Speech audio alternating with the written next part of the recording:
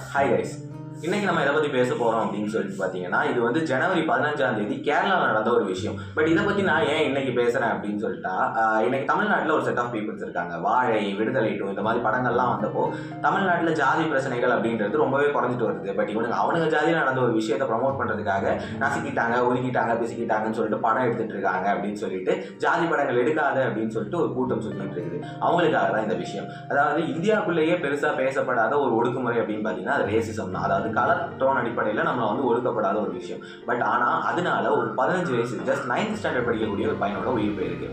ஜனவரி 15ஆம் தேதி கொச்சியில் இருக்கிற திரிப்புனித்தரா அப்படின்ற இடத்துல இருக்கிற ஒரு பையன் வந்து அவன் வந்து குளோபல் ஸ்கூல் ஆஃப் எஜுகேஷன் அப்படின்ற ஒரு ஸ்கூலில் படிக்கிறான்.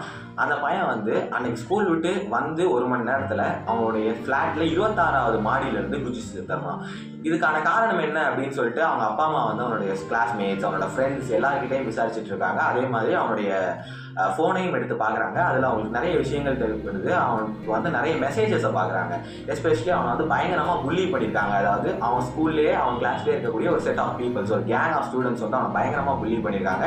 எதுக்காகன்னா அவனுடைய கலர் அடிப்படையில் அவன் வந்து கருப்பாக இருக்கான் அப்படின்ற ஒரே காரணத்துக்காக ஸ்கூல் பஸ்ஸில் வச்சு அவனை பயங்கரமாக வந்து வெர்பல் அபியூஸ், அதாவது ஒரு ஈவிரக்கமே இல்லாமல் அவனை வந்து வெர்பல் அபியூஸ் பண்ணியிருக்காங்க அப்படின்றது. அதை தாண்டி அவங்க நிறைய உள்ளே போகும்போது அவங்களுக்கு தெரிஞ்ச ஒரு விஷயம், அவங்களுக்கு நிறைய ஃபோட்டோஸ் கிடைக்குது, நிறைய ஸ்க்ரீன்ஷாட்ஸ் கிடைக்குது. அதில் என்ன தெரிஞ்சிருக்கு அப்படின்னா, அவன் சாகிற அன்னைக்கு, அதாவது ஜனவரி 15ஆம் தேதி they made him to lick the toilet seat inside the school.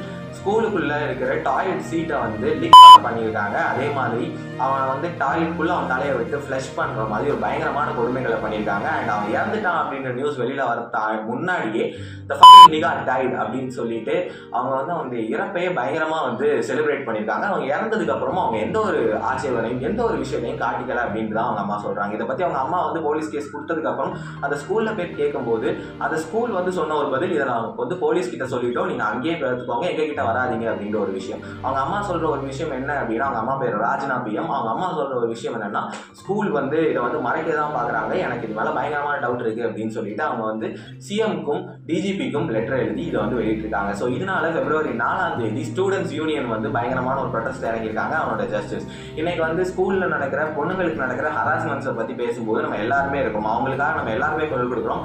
But ஒரு பையனுக்கு நடக்கிற ஒரு வெர்பல் அபியூஸை பற்றி பேசுறதுக்கு நம்ம இங்கே நிறைய பேர் இல்லையா? இந்த மிகிர்ங்கிற பேரே எனக்கு கொஞ்ச நாள் முன்னாடி தான் தெரிய வந்தது, when I'm scrolling the Instagram.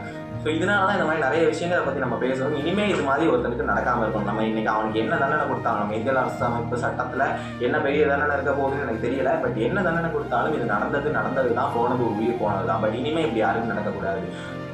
கேவலம் ஒரு ஸ்கின் கலருக்காக ஒரு உயிர் போகக்கூடாது அப்படின்னு நான் நினைக்கிறேன். ஸோ இதை பற்றி நீங்களும் நிறைய பேசுங்க, இதை பற்றி நிறைய தெரிஞ்சுக்கோங்க. அண்ட் இந்த வீடியோவில் நான் உங்ககிட்ட லைக்ஸ் கேட்க போகிறதில்ல, ஃபாலோவர்ஸ் கேட்க போகிறதில்ல. இந்த விஷயத்தை நிறைய பேருக்கு ஷேர் பண்ணுங்கள், நிறைய பேருக்கு தெரிவிங்க. இன்னும் இந்த நாட்டில் இந்த மாதிரியான விஷயங்கள் நடந்துக்கிட்டு தான் இருக்குது. ஆன்டி ராகிங் கமிட்டி அது இது என்ன கொண்டு வந்தாலும் இந்த மாதிரியான கேவலம் ஒரு கலர் டோனுக்காக கூட இதெல்லாம் நடந்துக்கிட்டு தான் இருக்குது அப்படின்றது நிறைய பேருக்கு தெரிவிங்க. So justice for Mihir. Thank you guys.